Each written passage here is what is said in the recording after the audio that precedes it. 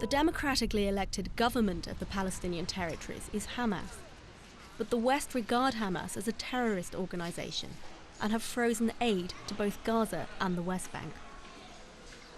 The economy has collapsed, and civil servants haven't been paid for over a year. It's beyond people's coping mechanisms. They can't cope anymore, and that's certainly what we're seeing here in Gaza. People have sold anything that they might have to enable them to get by, and they're just not making ends meet anymore. We're seeing poverty rates really get much worse. People are living on less than $2 a day. Over 80% of the population are now at that rate of poverty, which is comparable to with some of the poorest places in the world. The sea, a source of food and income, is patrolled by the Israeli military. Gaza's fishermen can only fish safely in shallow but polluted waters. They say these days they are lucky to catch a handful of sardines.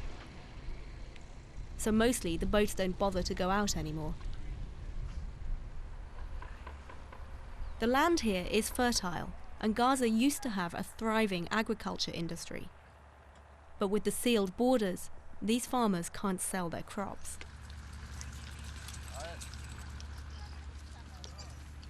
Many children have had to drop out of school to support their families. In these fields, I saw children as young as 5 spending back-breaking 10-hour days picking carrots. They earned just 30 shekels. That's about $5 a day.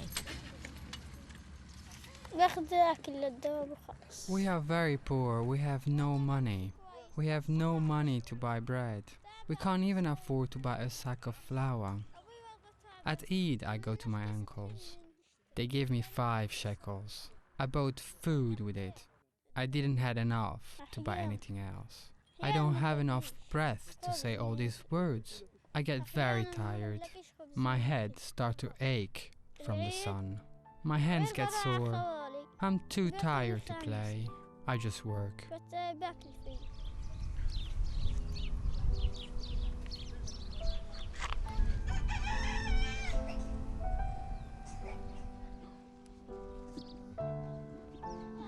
This is Al-Shoka, a village overlooked by Gaza airport. The whole area was destroyed by Israeli tanks in August 2006 during a military incursion. Israel says it has to carry out these incursions to protect itself. The people here didn't do anything wrong. These houses, and the families in them, were simply in the way. This mother told me she used to have a 3-bedroom house with 2 bathrooms, a washing machine, and a TV. Now all she has is a few dirty blankets under some plastic sheeting.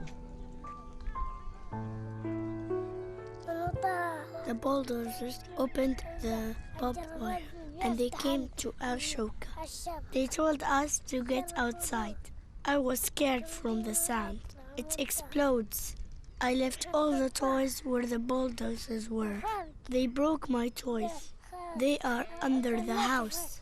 They didn't leave us anything except one tree. Then they went over there. Living conditions like this are particularly hard on children. There's no sanitation, no clean water, no shelter from the cold. There's not even a safe place to play. And if the children get sick, there are no doctors. But even if there were, their parents couldn't pay anyway. 12-year-old Iman and her younger siblings were alone in their house when the tanks arrived to destroy it. Our bedroom was over there. Where we are standing now used to be my parents' room. The 3 of us girls were in one room, this room. The Israelis came and started to bulldoze everything around us. My big sister spoke to them and she was waving at them. The soldier waved her away, so we ran away. We ran in our bare feet. We stayed in this room until the whole house was brought down and we left. They had opened a hole in the wall. We didn't go out of the door. We went through the hole. It was 4 bedrooms, a sitting room, a kitchen, and a toilet. It had a big staircase in the middle, and a garden with trees, and an olive tree, and a fig tree, and an orange tree. There is no peace. The soldiers come from time to time, doing the rounds. We never know when that will be. As long as the Israelis are there, there is no life for us. I am scared. I think we're going to die. Death is coming. This road runs through the middle of the Gaza Strip. During the years that Israeli settlers lived here, it was closed to the Palestinians. The settlers left in 2005, and their homes were destroyed by the Israeli military. Many Palestinian homes still bear the scars of the battles surrounding the settlements. Battles the Bashir family were right in the middle of. Their tall 4-story house is situated between a former settlement village and a Palestinian village. The Israeli military tried to take over the house because it wanted to use it as a lookout position, but the family refused to leave. So, the soldiers took the top 2 floors, and the Bashirs, who have 6 children, stayed on the ground too. It was a sometimes violent standoff that lasted 5 long years. Look, as you see, this is the remains of the soldiers. Okay, they stay in our home. This is the camera. Show me this, it's a camera. This is the camera, yeah. They take photos for the Palestinian people in this area. Yeah, this is the explosion, but thank God my father didn't. Was explosion. This was a homemade bomb. Yeah, this is a bomb. And who made this? The soldier. On one occasion, the soldiers set this tripwire for Mr. Bashir. He didn't see it and set off a small explosion. The bomb was an explosion. Why do you think they did that to your father? I don't know. Clearly wasn't designed to kill him, but to frighten him. The soldier clap. The soldiers clapped? Yeah. So they thought that was some kind of joke? Yeah. The first time I saw the soldiers, I was scared. But I got used to them, and then I wasn't so scared. I asked them if I could go to the toilet, but the soldiers said no. They would not allow me to go. They did not let me, so I wet myself. They forced us outside, and they took my dad and myself, and they blindfolded me. And this was the most scary thing of all.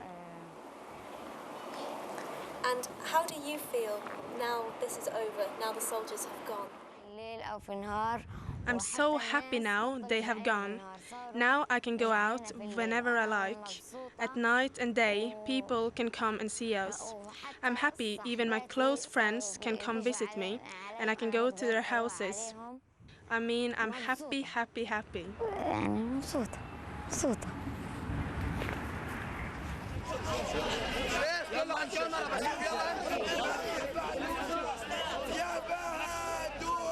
As internal tensions rise in Gaza, children have also been caught in the crossfire between Hamas and Fatah, the 2 leading Palestinian political parties.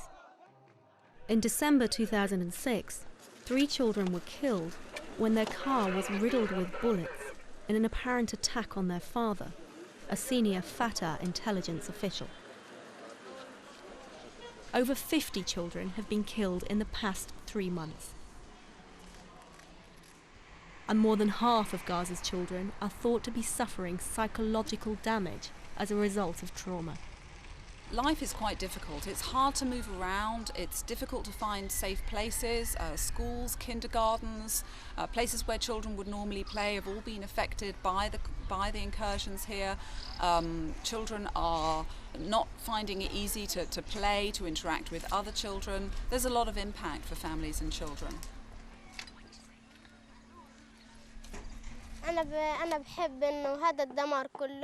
All this destruction and mess, we just want it removed.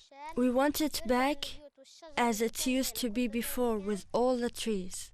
We want peace in this village because we always live in fear and we don't feel safe in these houses. I swear, we hear the sound of rockets and the noise of shooting and everything. We'd love some peace in this world, especially in Gaza. What would she say to the politicians on both sides? My first word is directed to the Arabs. You talk about saving children, and you speak much about children, but you don't really mean what you say, because children do not have any rights here.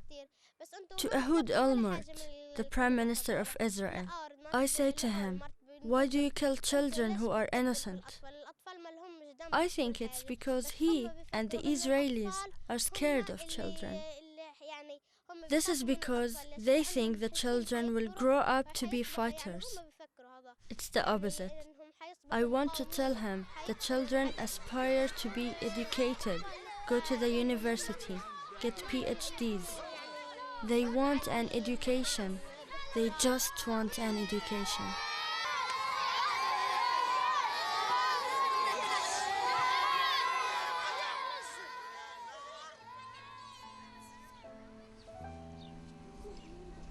Violence, poverty, politics. Daily reality for the children of Gaza.